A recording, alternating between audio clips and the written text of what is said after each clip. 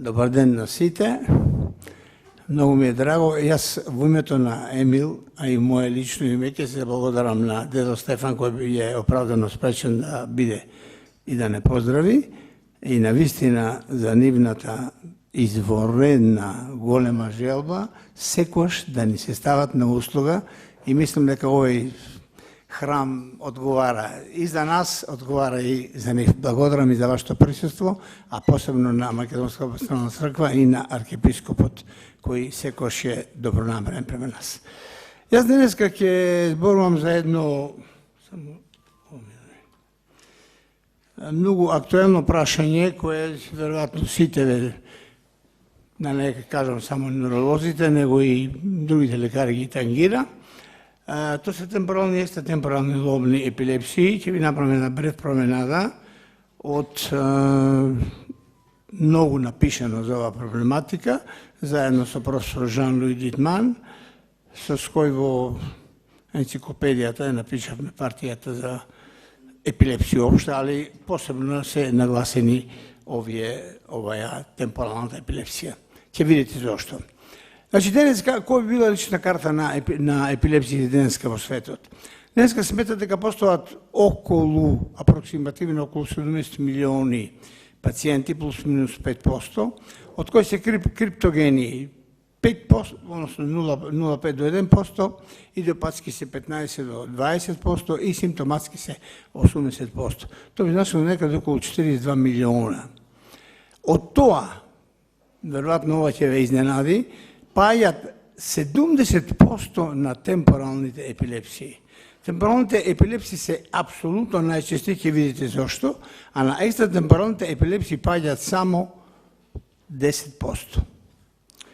Од нив, од тие, зборам сега за темпоралните епилепсии и за овие 10% екстратемпорални, значи за симптоматските епилепсии, имате, не се познава, фармакорезистентни, она што ве многу интересира, има некаде околу 20%. И од тие кандидати за оперативен захват се некаде околу 20%. Тоа се околу 2,900 до 3 милиона пациенти кои може да бидат оперирани. На ниво на Македонија состојбата е апроксимативно, пак ќе речем, околу 20.000 пациенти. Може би таа бројка малку поголема, ама мислам дека е во рамките на оваа цифра. Зошто расти процентот на епилепсиите? Кога почнав јас епилептологија пред 55 години, тој беше 0,6%. Денеска е 1%. Има три главни фактори. Првиот е зголемената продолжената старосна граница, вториот е енормниот број на краниоцеребрални трауми и третиот е плуривитаминската каренца во земјите кои се сиромашни.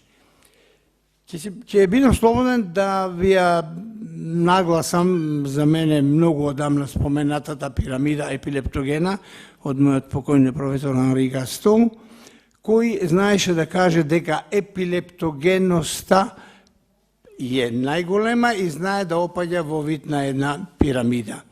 Што значи тоа? Зависи, вели, од патоанатомскиот субстрат, дали е тој макрофактор, кој макрофактор, дали е микрофактор, дали е тој еволутивен, дали е тој стациониран. Зависи она што е основно од кортикалната локализација. Не знам дали ви е познато, али денеска со сигурност знаеме дека епилепсија има само ако е ледиран петиот слој ареа гигантопирамидалис на мозочната кора. Надвор од ако некој ви каже дека има епилепсија затоа што има лезија во малиот мозок, знаете дека не е тоа точно, затоа што мора да има некаква врска со петиот слој на мозочната кора. Понатаму многу е битно каков е линкот, каква е корелацијата на евентуалниот фактор со петиот слој. Дали е тоа една директна пенетрација во кортексот или имаме индиректна средба, така да речем, преку едем, преку глиоза, преку хиповаскуларизација и уште еден фактор кој сакам да ви го посебно нагласам, колегите кои ме познаваат и зборат доста за оваа тема, дека епилептогеноста на мозочните лобуси не е иста. Именно, најепилептоген е темпоралниот лобус, после околу 80%, над 80%, па доаѓа роландичната регија, 80 и нешто посто, и фронталниот лобус има епилептогеност само околу 30 до 37%. Париеталниот уште помала, а окципиталниот едва 1%. Видите каква е разликата меѓу епилептогеноста на лобусите во нашиот мозок. И за инсулата на крајот ќе кажам неколку збора. Отворено е прашањето, зошто? Сигурно ќе се прашате сите, зошто е оваа епилептогеност различна?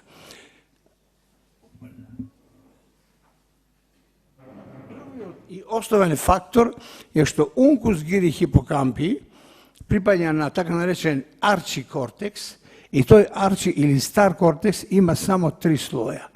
Мојот професор Лазорц велеше вака, колку е по-незрел туморот, толку е по-малигни.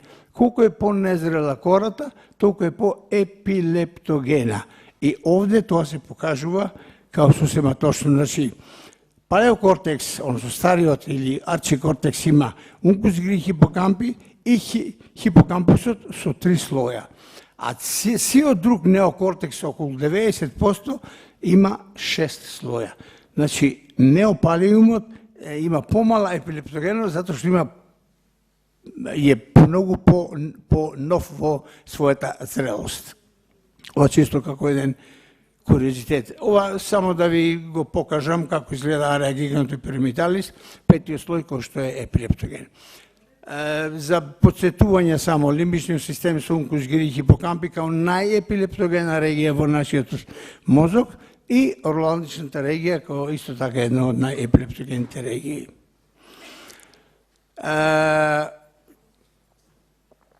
Комбинирана томографија на мозокот заедно со магнетна, посебно магнетна нуклеарна резонанција, допринесува да се дефинираат зоните на кортексот према нивната генеза во парцијалните, во фокалните напади.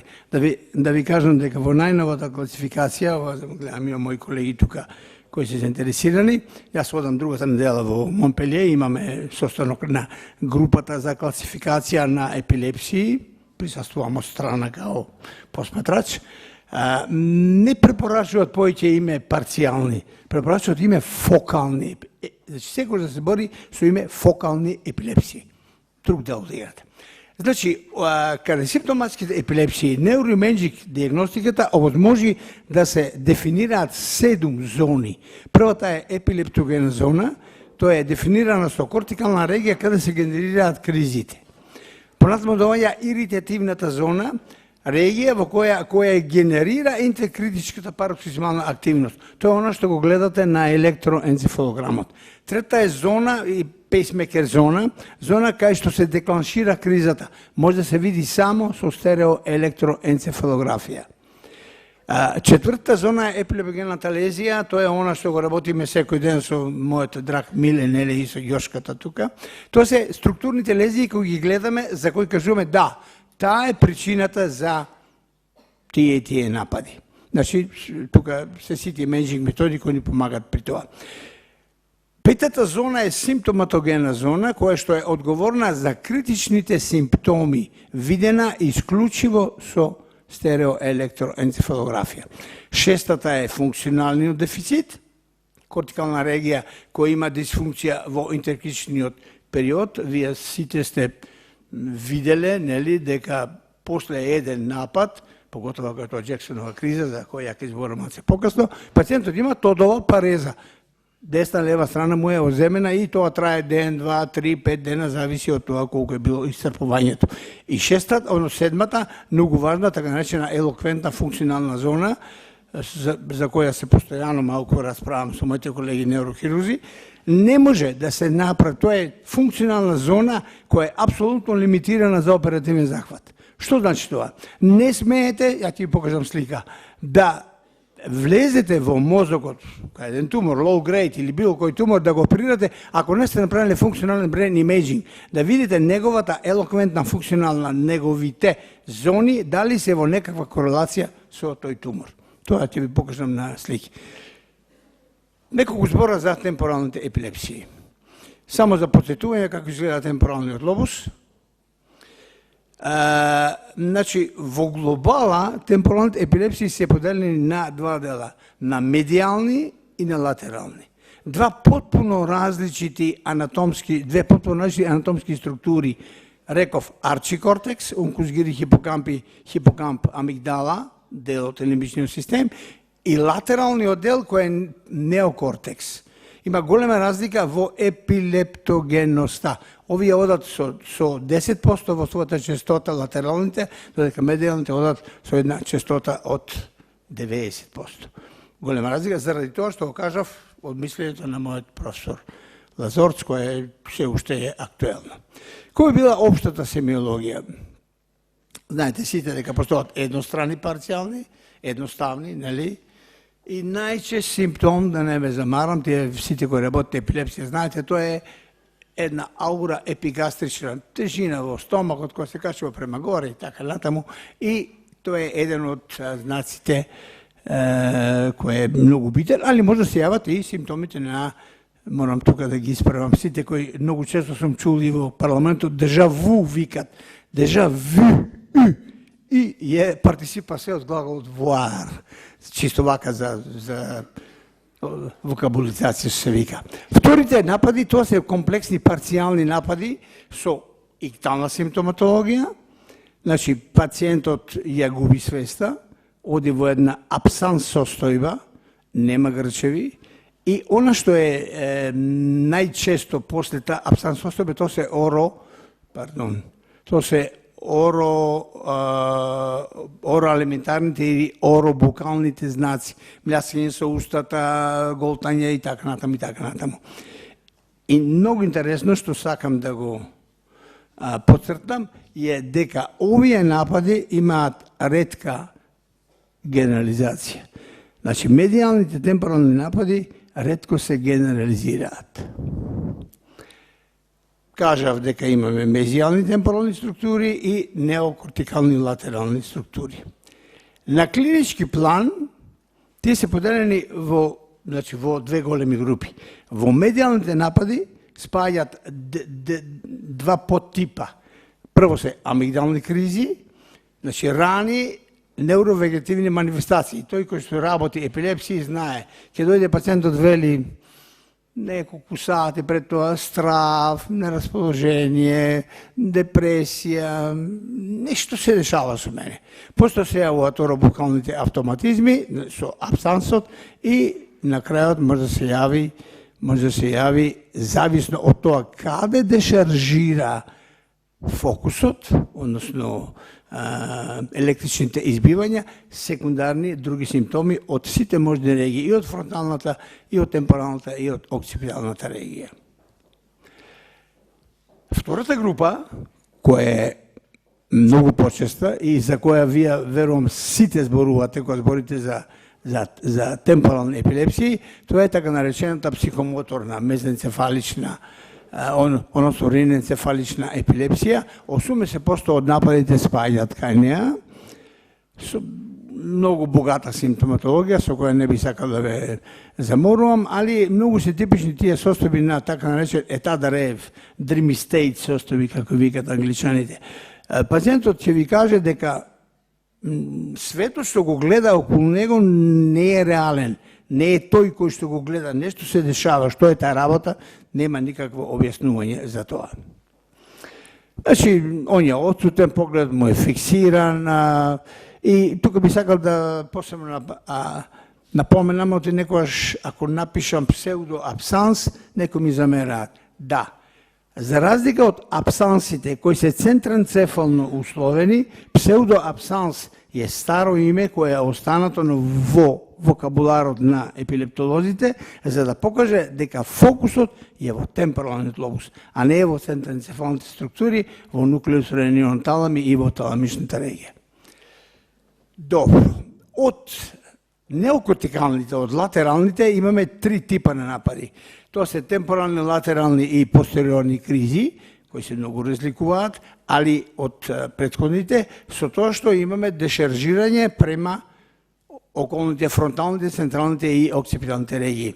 Втората група се темпорални супериор екстерни кризи од Т1 И овде сакам да ви напоменам посебно, затоа што тука спаѓа тие така наречени унцинатус кризи, од гири темпорален свези Хешлевите виоги, со многу едноставна симптоматологија. Пациентот почувствува една реа, еден лош мирис, секунда, 2-3 и завршува нападот. Меѓутоа, патогномоничноста на овие кризи е многу голема, сакам тоа да го запамтат моите колеги. Во 99,9% се работи за тумор во темпоралниот лобус. За жал, праксата го покажува тоа. И третата група, тоа се темпорални екстерни кризи од Т1, Т3, кои што имаат своја симптоматологија, најчести се состојбите на ЕТАДРФ и на, односно, dreamy state состојби, а зависно од пропагацијата имаме и други симптоми. Ова не е толку битно. И сега, што ќе ја поставиме диагнозата? Електроенцефалографијата прва. Не ќе зборам, затоа што сметам дека овој аудиториум знае многу за електроенцефалографија. Овде имате само еден наод на една криза темпорална во десната темпорална регија. Втората метода е стереоелектроенцефалографија на моите почитувани учители, професор Талерак и професор Жан Банку од болницата Сент-Ан во Париз со длабински електроди, кои покажаат дека почетокот на нападите е во примарниот темпорален лобус, во амигдалата, во хипокампот, во енториналниот кортекс и во парахипокампалниот гирус, и дека тие после се шираат. Ако почетокот е во латералниот кортекс, тој многу брзо се шири према медијалниот, така да нападите секогаш наликуваат на темпорални, односно на медијални. Трета метода тоа е позитронската емисионална томографија. За жал, ние име тука гледам во Систина, не знам колку работа, там работа веројатно. Јас сум прилика да работам и да видам многу пациенти. Имате три можности: еуметаболизам, хипометаболизам и хиперметаболизам. Овде се прикажани со стрелките состојби кога имаме една фармакорезистентна темпорална епилепсија со посебен трасер, имаме одредена активност на хипометаболизам. Само да напомнам дека денеска во сите големи центри се употребува место 18F флуородеоксигликоза, флумазенил. Флумазенилот е трасер, контраст да го наречеме, 11C, и со посебна тродимензијална представување, со посебен софтвер, вие го гледате, да кажам, фокусот многу јасно. Четврто е SPECT, Single Photon Emission Computer Tomography, метода со која пракчи гледаме релацијата помеѓу крвниот проток, DB, и на метаболизмот врзан за физиологијата на самата епилептична криза. Имате две слики, овде у горниот дел, штета што нема маркер, има маркер, ама не се покажува, ова е многу е светло. Не, има маркер, има маркер, ама овде не се покажува. Горе лево гледате во икталниот период и во интерикталниот период нема никаква активност. Значи има еден хипо, односно хипердеби. Овде има една кортикална дисплазија десно фронтално и исто така се гледа еден хипердеби за време на криза. Петта метода која што ние изборедно добро работиме овде, морам да го кажам тоа јавно, тоа е спектроскопија со магнетна нуклеарна резонанција. Една неинвазивна метаболитна метода со која можеме да ги видиме метаболитите енацетил аспартат, холин, креатинин, фосфокреатинин, миоинозитол, глутаминот и пираматот и липидите заедно со лактатите. Не би ве замарал многу, само би ви покажал, би ве информирал дека кај сите темпорални епилепсии со постојање на темпорален фокус имате од 75 до 100% покачување на енацетил, креатининот и на холинот, додека енацетил аспартатот е намален. Еве еден нормален спектрограм, енцефалопат, креатинин, холин, и еве ви еден со рајс сејжет фокус, дали аспартатот е намален, за разлика од долниот, дека е покачен. Овој слайд намерно го ставив, за да видите дека со оваа метода може да се прави практички една патохистолошка диагностика. Имено, можете да, без да го боцкате пациентот, кажете дали е тоа менингиом, дали астроцитом, гради 1, гради 2, гради 3, глиобластом, метастази. Функционалниот brain imaging има три можности, не би сакал да ве многу замарам, а меѓутоа многу е битно што тој ја дефинира кортикалната регија. И е ви пример. Најдобар пример е ова, гледате тука еден тумор и околу туморот направен функционален brain imaging за да се види што? Да се види дали тие се во некаква корелација со тој тумор. Значи, овој тумор може да биде ресециран комплетно. Од иначе може да му се земи говор, може да му се земи моторика и така натаму. Седмата метода е Diffusion Tensor Imaging, метода која е во еден одреден простор го визуализира движењето на молекулите на водата. Ние го работиме ова, ваша информација. Значи, Neuromédica го работи, да не биде нескромно, веројатно едини во овој простор. Значи, и овозможува директна визуализација на влакната на белата маса. Еве ви ги сликите како изгледаат. И овде имам еден многу добар пример на еден тумор, темпорален тумор десно, кој е пред операцијата има еден депласман на пирамидниот пат, кој се гледа многу јасно. 3 месеци после тоа го гледате нова последната слика G, нели, дека пирамидниот пат е на сосема нормално место. Значи, тоа е многу значено за прогнозата на пациентот. Осмата метода е магнетоенцефалографија, која што е многу попрецизна, морам тоа да кажам, од електроенцефалографијата.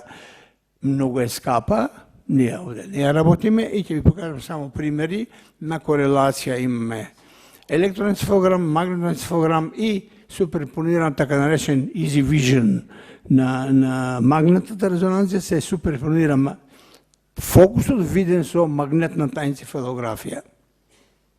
Уште еден таков пример, само што овде имаме и една спектроскопија. Многу чини, за ваша информација, едно сликање со магнетна енцефалографија чини 3000 евра. Не знам дали може некаде ова. И во последната година се појави нова метода, јас има прилика да гледам пред неколку месеци во Франција слики, тоа е така наречена картографија на нормално оксигенирани мозочни структури. Значи, овака изгледа нормален мозок со добра оксигенација. Ако квантитетот на кислородот во ткивната микроваскуларизација е намален, значи сатурацијата е намалена, вие имате една акислородизација со нормална кислородизација. Извонредно прецизна метода кај васкуларни мозочни акциденти, кај краниален травматизам и кај мозочни тумори. Веројатно, софтверот, тоа е софтвер, тоа се работи со магнет. И на крај, она зашто сме сите тука, нели, и зашто најчесто го работиме, тоа е кои промени можеме да ги видиме кај на темпорална лобна епилепсија, пред се кај хипокампалната склероза со магнетната нуклеарна резонанција. Јас ќе се префрлам овде, не го гледам добро. Мислам дека најепилептогената лезија е хипокампалната склероза, и јас ќе си дозволам да кажам неколку збора за неа. Значи, денеска постојат 3 концепти за тој пот на хипокампалната склероза. Првиот концепт е чиста склероза, кога е зафатен само хипокампот. Вториот е ХС+, значи хипокампална склероза плюс, што значи дека постојат други ареи кои се додатно вклучени на хипокампот, кој е со склероза. И третата е консеквентна плюс ХС сега, затоа што има друга лезија која учествува и ја прави хипокампалната склероза. Многу битно, иако морам, како изгледа тоа патохистолошки, на крајот има да една фолиум склероза кога е комплетно немаме пирамидни клетки.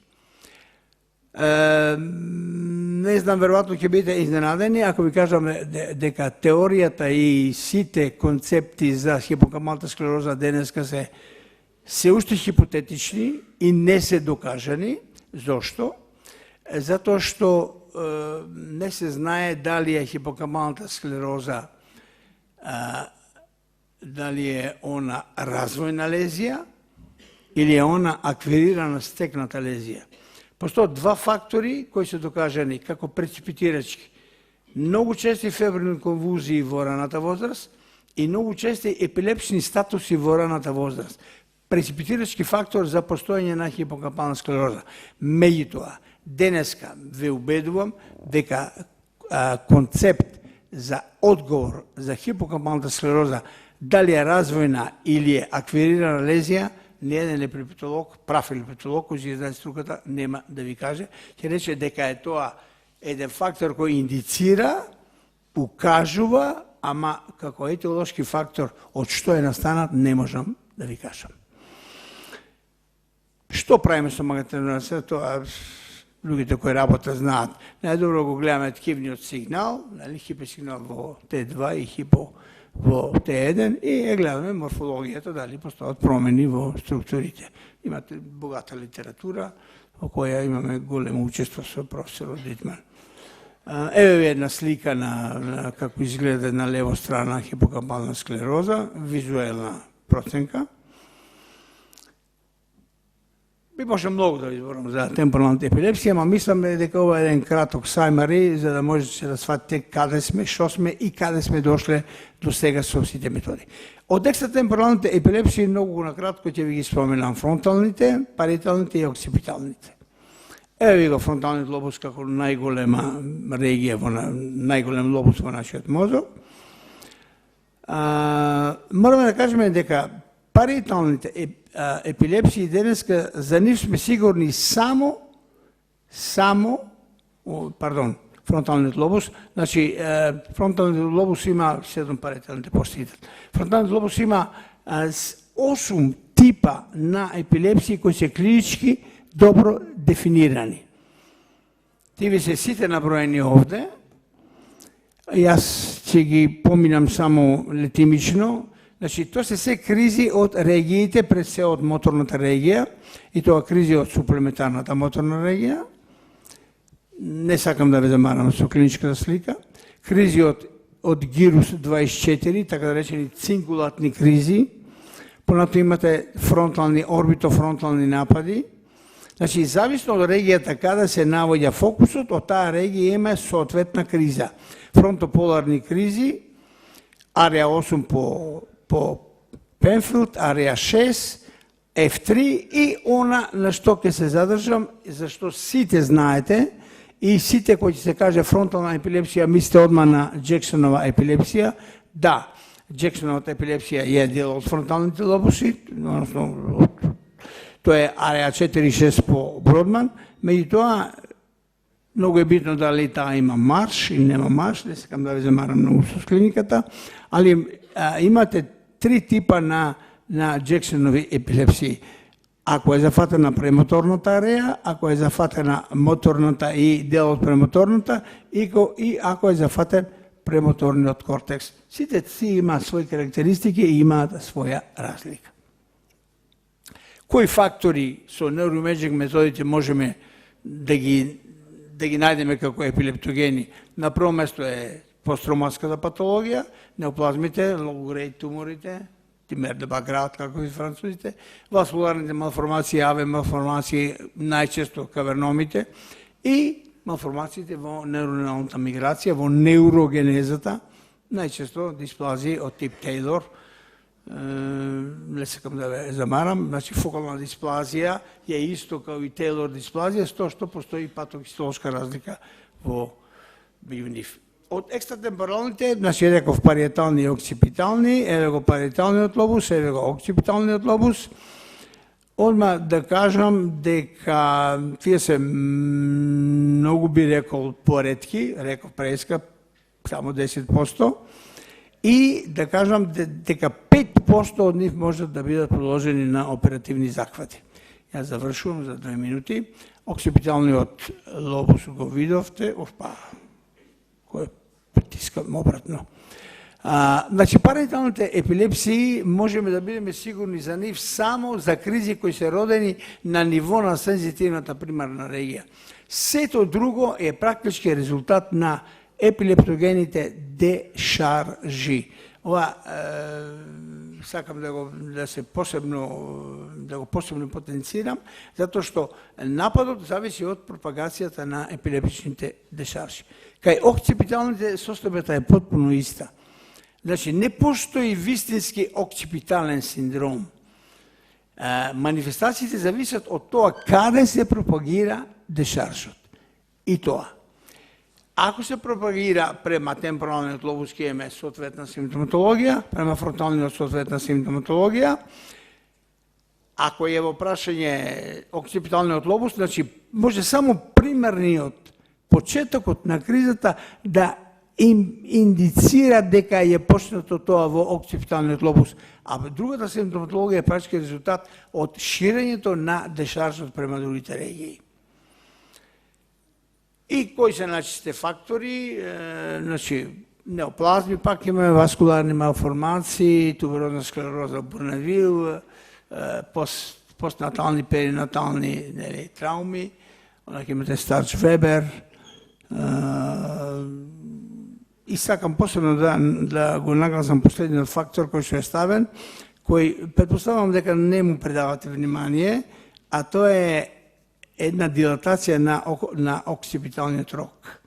Дилатација на окципиталниот рог значи секогаш може да биде ледиран или радиациограцилети оптика, или арија калкарина, фисура калкарина. Тема за која можеме многу да разговараме. Со две реченици, дали постојат инсуларни кризи, дали тие можеме да ги рачунаме веќе како ентитет? Не. Во овој момент класификацијата нив не ги прифаќа како посебен ентитет. Еве инсулата. Зошто? Затоа што инсуларниот кортекс припаѓа на една огромна епилептична мрежа, јас го завршам предавањето со епилептична мрежа, која игра улога на релеј во интракортикалната пропагација на еден критички дешарж од било која, значи он е само преносен систем. Затоа денеска се знае дека инсулата има 3 главни инсуларни мрежи. Инсулооперкуларна, инсулотемпоролимбична и инсулотемпороорбитофронтална. Значи инсулата е само еден релеј, а не го сметаме се уште како една регија, кортекс кој може да даде своја собствена епилепсија. Ова е мислењето во овој момент. И завршувам со едно прашање што ќе ви го поставам на сите и ќе ви ставам во една дилема да размислувате, иако мислам дека голем дел од епилептолозите го имаат ова веќе дефинирано. Дали постои епилептоген фокус или треба да зборуваме веќе за епилептогена мрежа? Да, постои и фокус, ама денеска сите испитувања покажуваат дека епилептичниот напад е резултат на една епилептогена мрежа, а не само на едно место и на еден фокус. Оваа слика покажува, на првата слика, дека пише lesion, има АВ малформација која е третирана. После X време, од месец-два, се појавува post-recession speaking, се појавува фокус кој што дава епилептични напади. Мислеле дека кога ќе решат АВ малформацијата, ќе биде решен проблемот. Направен е, ова е отворен мозок, да се разбереме, со грил метода, поставени тие сите точки што ги гледат, тоа се практички електроди, и се гледа интерикталната активност, која е надвор од АВ малформацијата, икталната активност која е многу богата и постиктална активност која исто така постои и исто така е многу богата. Направена е иктална кохеренција само, значи, не на еден, има вишилјадни случаеви, на иктален електроенцефалограм, ама направен со имплантирани електроди. Погледайте колкава е ширината на тој за кој порано зборевме дека е фокус, а сега велиме дека е мрежа, епилептогена мрежа. Тоа е една неуронална мрежа која има огромно подрачје. Ова е во икталниот момент, а ова е во интерикталниот, кога гледате дека и тогаш тоа не е на едно единствено место, него е на една огромна регија. И одговорот е во оваа слика, која некои од колегите имат видено, сигурно. Значи, епилептогениот фокус ние го гледаме на електроенцефалограм и велиме. Десно, темпорално, секој ден го велам тоа, Марија е тука, знае, гледа, нели? И кажеме, имаме таму и таму фокус. Океј. Меѓутоа, што се случува во епилептогениот систем, во епилептогената мрежа, медицината денеска предпоставува, ама мислам дека се уште нема дефинитивен одговор, и ако огромен број на епилептолози, јас другата недела одам во Монпелје, имаме состанок, голем состанок, исклучиво за неуроналните мрежи, значи многу се дискутира на таа тема и мислам дека вистината во иднината на епилептологијата не е во фокусот, него е во епилептогената мрежа. Благодарам за внимание.